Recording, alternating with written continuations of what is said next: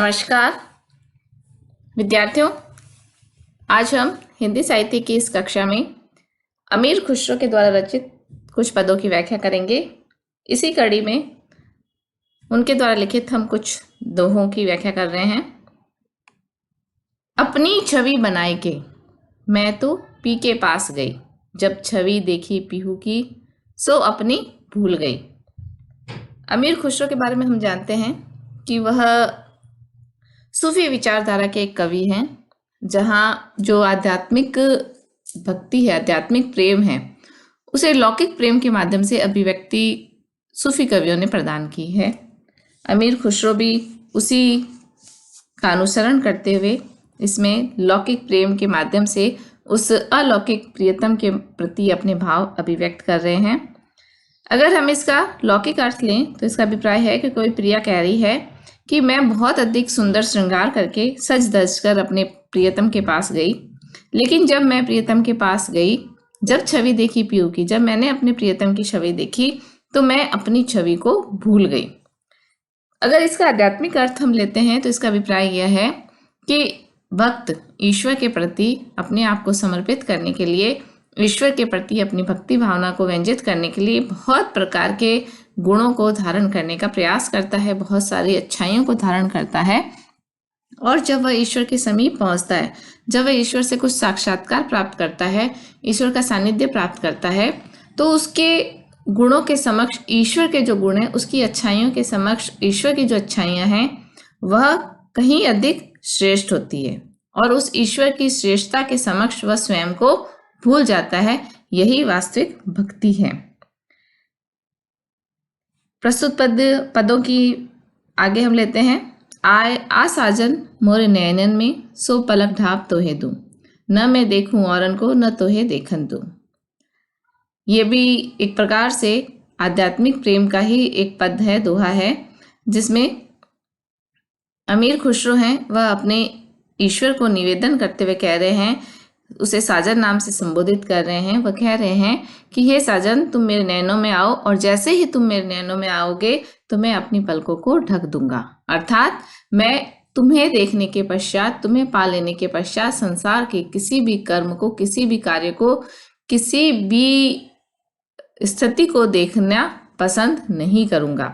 न मैं देखूं औरन को न तोहे देखन दूं। और यह प्रियतम का जो प्रेम है, ये इस प्रकार से एकनिष्ठ प्रेम के रूप में कवि अभिव्यक्त कर रहे हैं कि ना तो मैं तुम्हें देखने के पश्चात किसी और को देखूंगा, और ना मेरी पलकें जब ढक जाएगी तो तुम भी किसी और को नहीं देखोगे। तो ईश्वर का जो रूप है, जो रूप मैं देखूंगा वह मेरे लिए ही होगा, और वह रूप मेरे अलावा कोई और नहीं देख पाएगा, और वह रूप जिसे मैं अपने अंदर समाहित करूंगा वह मेरे अंदर वाला रूप भी किसी और को नहीं देखेगा। इसमें एकनिष्ठ प्रेम का जो निर्वाह है वह कवि के माध्यम से किया गया है। आध्यात्मिक प्रेम भावना को कवि ने व्यंजित किया है। यहाँ हम अनुप्रास अलंकार का जो रूप है वह इन पद में देख सकते हैं। खुसरो रैन सुहाग की जागी पी के संग, तन मेरो पन पियो को दो भये एक रंग। ये दोहा अमीर खुसरो के द्वारा रचित है। इसमें भी कवि अपनी आध्यात्मिक भावना को अभिव्यक्त कर रहे हैं। खुसरो इसमें कह रहे हैं कि उसके सौभाग्य की रात्रि बहुत अच्छी तरह से बीत गई। खुसरो रैन सुहाग की जागी पी के संग, और वह परमात्मा प्रियतम के साथ जीवात्मा की पूर्ण जो आनंद की स्थिति थी वह थी। वह आनंद की ऐसी अद्वैत में स्थिति थी कि जब तन मेरो मन पियो को, जब तन तो मेरा अर्थात जीवात्मा का था, और मन पियर का, प्रियतम का अर्थात परमात्मा का था, और उस रात्रि में परमात्मा और जीवात्मा दोनों मिलकर एकाकार हो गए। तो प्रस्तुत पद में एक अद्वैत भावना का चित्रण कवि ने किया है। सूफी विचारधारा भी इसी अद्वैत भावना के अंतर्गत भाव को व्यक्त करते हुए कवि ये बात अभिव्यक्त कर रहे हैं कि जब आत्मा परमात्मा से मिल जाती है तो किसी भी प्रकार का द्वैत उन दोनों में नहीं रह पाता, एक तन और एक मन बन जाते हैं। तो जीवात्मा है, उसके साथ जो उसका शरीर का रूप है तन है, और परमात्मा है वह मन के अनुकूल अभिव्यक्त यहाँ पर किए गए हैं। आगे के पद हम लेते हैं। गोरी सोवे सेज पर, मुख पर डारो केस, चल खुसरो घर आपने, सांझ भई चौदेश। ये दोहा अमीर खुसरो का एक बहुत प्रसिद्ध दोहा है। ऐसा कहा जाता है कि जब उनके गुरु निजामुद्दीन औलिया का देहांत हो गया तो वह बहुत अधिक व्यथित थे, दुखी थे। और जब उनसे निजामुद्दीन औलिया के दर्शन करने के लिए कहा गया तब उन्होंने उस स्थिति में उनके जो पार्थिव शरीर था उसे देखने के पश्चात ये पद लिखा, उन्होंने ये दोहा लिखा था। तो इस पद का जो हम सामान्य अर्थ लेते हैं उसमें यही है कि गोरी सोवे सेज पर, एक जो सुंदरी है, नायिका है, वह सेज पर सो रही है, उसके मुख पर बाल रखे हुए हैं। चल खुसरो घर आपने सांझ भई चहुदेश। और उस समय खुसरो अपने आप को कह रहे हैं कि अब घर चलने का, सांझ हो गई, संध्या हो गई, अब हमें घर चलना चाहिए, चारों ओर अंधेरा हो गया है। इसका इस दोहे का अर्थ गुरु के देहांत के आधार पर यदि लिया जाए तो पता चला कि जब उन्हें खुसरो के इस बात का आभास हुआ, इस बात का ज्ञान हुआ, इस बात का जब उन्हें जानकारी मिली कि निजामुद्दीन औलिया अब नहीं रहे हैं, तो ये बेहोशी की हालत में एक प्रकार से बहुत अधिक व्यथित होकर ये पद कहने के लिए विवश हो गए कि आत्मा तो सेज पर सो गई है और वह अदृश्य हो गई है, और आराध्य गुरुदेव नहीं रहे तो उसे भी परमात्मा के घर अब चलना चाहिए। जीवन में कोई प्रकाश की किरण उन्हें नहीं दिखाई दे रही जिससे आत्मा को सजग रखा जा सके। इस पद के माध्यम से जो कवि ने व्यंजित किया है कि जो गुरु हैं, गुरु के रूप में जो उनका आत्मा का जो आत्मिक संबंध था वह गुरु की मृत्यु के साथ ही, गुरु की आत्मा के साथ ही वह भी यहाँ से पलायन कर चुका है। और अब खुसरो अपने आप को भी इस बात का संकेत दे रहे हैं कि गुरु के जाने के पश्चात चारों तरफ सांझ का समय हो गया है, चारों तरफ अंधकार जैसा वातावरण उपस्थित हो गया है, तो उन्हें भी अब अपने घर चलने की तैयारी करनी चाहिए। खुसरो दरिया प्रेम का उल्टी वाकी धार, जो उतरा सो डूब गया, जो डूबा सो पार। यहाँ अगर हम बात करें तो यह है दोहा प्रेम में निमग्न रहने की बात कहता है। वह कहता है कि यदि ईश्वर के प्रेम में या प्रेम में पूर्ण रूप से डूबा जाए तभी उससे पार लगा जा सकता है। यदि ऊपर ऊपर से हम इसमें केवल गहराई नापते रहेंगे तो इससे पार पाड़ना मुश्किल है, संभव नहीं है। खुसरो दरिया प्रेम का उल्टी वाकी धार, ये जो प्रेम का दरिया है यह ऐसा दरिया है जिसकी धारा उल्टी है।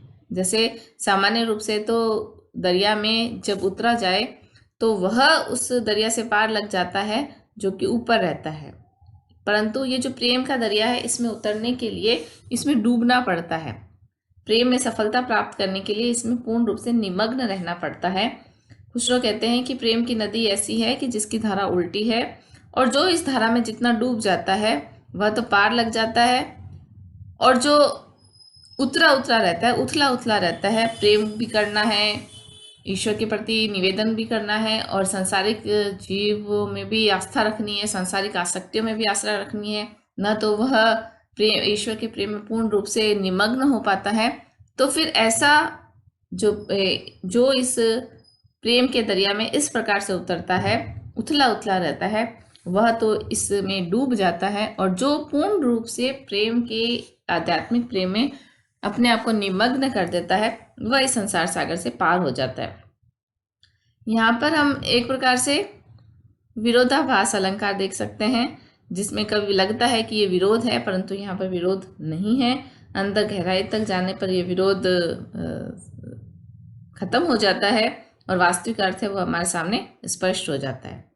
तो यहाँ हमने अमीर खुसरो के द्वारा लिखित ये जो 5 दोहे हैं इनको पढ़ा, और इनकी जब हम बात करते हैं तो इसमें अनुप्रास अलंकार का प्रयोग कवि ने किया है, विरोधाभास अलंकार का प्रयोग इन पदों में किया है, यमक अलंकार का प्रयोग किया है, और जो अलंकार कवि ने प्रयोग में लिए हैं वह अपनी बात कहने के लिए ऐसा लगता है कि अपने आप ही उनकी इन पदों में आ गए हैं। कवि ने प्रयास करके उनकी कोशिश नहीं की है।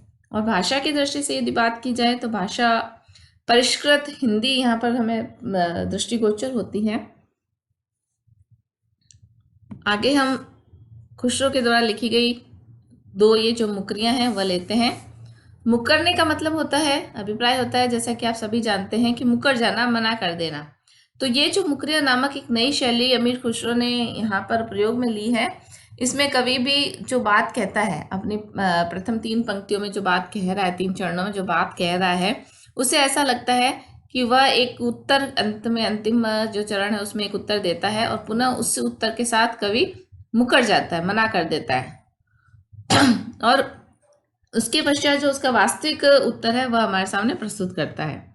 आप हिले और मोहे हिलाए, वाका हिलना मोहे मन भाए, हिल हिल के वो हुआ निसंखा, ये सखी साजन ना सखी पंखा। कवि इसमें बता रहे हैं कि जिस वस्तु की वो बात कर रहा है वह स्वयं भी हिलता है, मुझे भी लाता है, और वह जब हिलता है तो हमें सुख प्राप्त होता है, वह हमें अच्छा लगता है, मन को अच्छा लगता है। वह हिल हिल के वो हुआ निसंखा, और बहुत अधिक हिलने से वह निसंखा अर्थात बहुत अधिक कमजोर हो गया है। और जब ये सब वर्णन करने वाले से पूछा गया कि ये सखी साजन, तो वह कहती है नहीं, वह तो पंखा है, अर्थात पंखा ही हिलता है और दूसरों पर हवा करके गर्मी में सुख देता है। तो ये जो मुकरियां हैं, ये से जिज्ञासावर्ती है, उसका परीक्षण चमत्कारी ढंग से किया गया है और अंत में प्रश्न का उत्तर भी कवि के माध्यम से दिया गया। इस विशेषता से यह कुछ पहेली से कुछ भिन्न प्रकार का रूप होता है। ऊंची अटारी पलंग बिछायो, मैं सोई मेरे सिर पर आयो, खुल गई अंखियां भई आनंद, ए सखी साजन ना सखी चांद। खुसरो कहते हैं कि ये सखी, मैं ऊंची अटारी पर पलंग बिछाकर सोया और वह मेरे सिर पर आया, अर्थात खुल गई अंखियां भई आनंद, और उसे देखकर मुझे बहुत अधिक आनंद प्राप्त हुआ, मेरी आंखें खुल गई और मैं उसे देखकर, अपनी आंखों के सामने उसे देखकर पूर्ण रूप से खुशी से, आनंद से भर गई। तो जिज्ञासावश उसे पूछा गया कौन वह साजन, प्रियतम, तो उसका उत्तर है कि ना सखी साजन। प्रियतम और रात में चंद्रमा के आने से जो आनंद प्राप्त होता है उसका व्यंजकता से कवि ने रोचकता से यहाँ वर्णन किया है। समासोक्ति अलंकार का प्रयोग है और जो भाषा है वो पूर्णतः बोलचाल की भाषा है, जिसे समझने में किसी भी प्रकार का कोई प्रयास करने की आवश्यकता नहीं पड़ती है। सहज और सरल रूप से जो इसका अर्थ है वह हृदयंगम हो जाता है। तो विद्यार्थियों, आज हमने अमीर खुसरो के द्वारा लिखी गई ये कुछ 2 मुकरियां और 5 दोहों का भावार्थ किया, और इनके द्वारा प्रयुक्त कविताओं में, इनके द्वारा प्रयुक्त इन छंदों में जो उनकी भाषा है और उनके द्वारा जो अलंकारों का प्रयोग किया गया है उसके बारे में संक्षेप में अध्ययन किया। आगे हम अमीर खुसरो के द्वारा लिखे गए जो गीत हैं, जो भाव से भरे हुए हैं, उन गीतों का भाव ग्रहण करने का प्रयास करेंगे। धन्यवाद।